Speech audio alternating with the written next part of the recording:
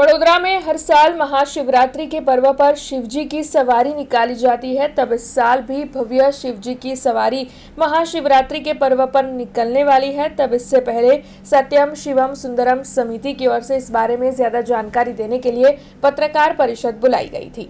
महाशिवरात्रि के दिन पूरा वडोदरा शिवमय हो जाता है, शिव भक्ति में सराबोर हो जाता है, क्योंकि इस दिन भव्य तौर पर शिवजी की सवारी निकाली जाती है। इस साल भी सत्यम शिवम सुंदरम समिति की ओर से हर साल की तरह शिवजी की सवारी का आयोजन महाशिवरात्रि के पर्व पर करवाया जाने वाला है। तब महानंदी पर सवार होकर शिव परिवार नगरचर्या पर निकलेगा।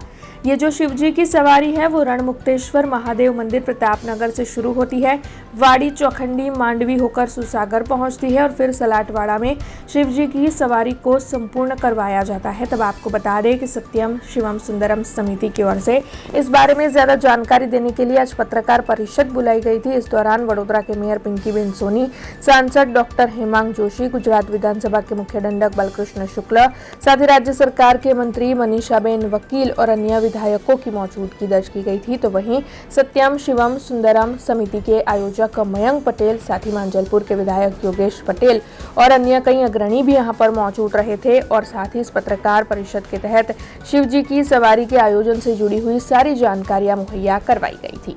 वडोदरा शहर में शिवजी की सवारी छेल्ला 14 वर्षથી નીકળે છે ને બધા જ આજે તમે જુઓ વડોદરા શહેરના બધા મોભીઓ હાજર રહેલા દર વર્ષે રહે એ બદલ ભગવાન શિવજીને હું પ્રાર્થના કરું છું કે વર્ષો સુધી આ યાત્રા ચાલુ રહે।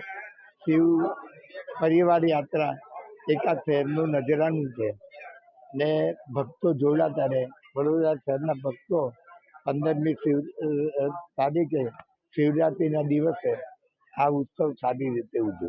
આગામી તારીખ 15 ફેબ્રુઆરી રવિવારના રોજ મહાશિવરાત્રિના દિવસે છેલ્લા 2013થી શરૂ કરવામાં આવેલી શિવજી કી સવારીની જે શિવ પરિવાર યાત્રા છે તેનું આયોજન કરવામાં આવેલું છે। 3.5 કલાકે બપોરે રણમુક્તેશ્વર મહાદેવ ખાતેથી આરતી કરી અને આ યાત્રાનો શુભારંભ કરવામાં આવશે।